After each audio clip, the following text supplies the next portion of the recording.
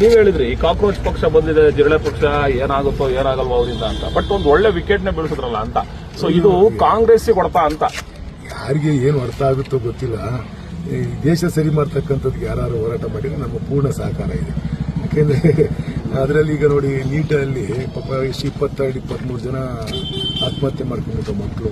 ಅದು ಸರಿಯಾದ ಅಲ್ಲೇ ಇವರು ಹೆಂಗಾಗಿದೆ ಅಂತಂದ್ರೆ ನೀಟ್ ಈಗ ಕೇಂದ್ರೀಕರಣಗೊಳಿಸ್ಬಿಟ್ಟು ರಾಷ್ಟ್ರೀಕರಣಗೊಳಿಸ್ಬಿಟ್ಟು ಹೆಂಗಾಯ್ತು. ನಮ್ಮ ಹಿಂದೆಲ್ಲ ನಮ್ಮ ಕರ್ನಾಟಕ ಮಕ್ಕಳು ಒಳ್ಳೆ ಮಾರ್ಕ್ಸ್ ತೆಗೆಯವು, ಕರ್ನಾಟಕ ಮಕ್ಕಳು ಹೆಚ್ಚು ಮಕ್ಕಳು ಉನ್ನತ ಶಿಕ್ಷಣಕ್ಕೆ ಹೋಗವು. ಇದೆಲ್ಲ ರಾಷ್ಟ್ರೀಕರಣಗೊಳಿಸ್ಬಿಟ್ಟು ಇವರು ಉತ್ತರ ಇಂಡಿಯಾದಲ್ಲೆಲ್ಲ ಪತ್ರಿಕೆಗಳನ್ನೆಲ್ಲವನ್ನೂ ಕೂಡ ಲೀಕ್ ಮಾಡಿಬಿಟ್ಟು ಆ ಕಡೆಯಿಂದ ಬರ್ಸ್ಬಿಟ್ಟು ನಮಗೆಲ್ಲ ಅನ್ಯಾಯ ಆಗ್ತಾ ಇತ್ತಲ್ವ.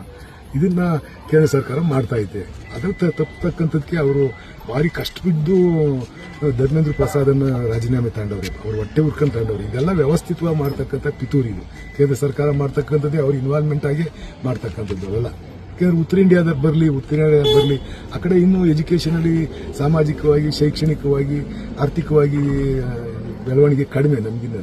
ನಮ್ಮ ದಕ್ಷಿಣ ಇಂಡಿಯಾದಲ್ಲಿ ಮುಂದೆ ಬಂದ್ಬಿಡ್ತಾರೆ ಅಂತ ಹೇಳ್ಬಿಟ್ಟು ಎಲ್ಲ ಪೋಸ್ಟ್ಗಳು ಅವರೇ ಬರ್ತಾರೆ ಅಂತ ಕೇಂದ್ರ ಸರ್ಕಾರನೇ ಇದು ವ್ಯವಸ್ಥೆ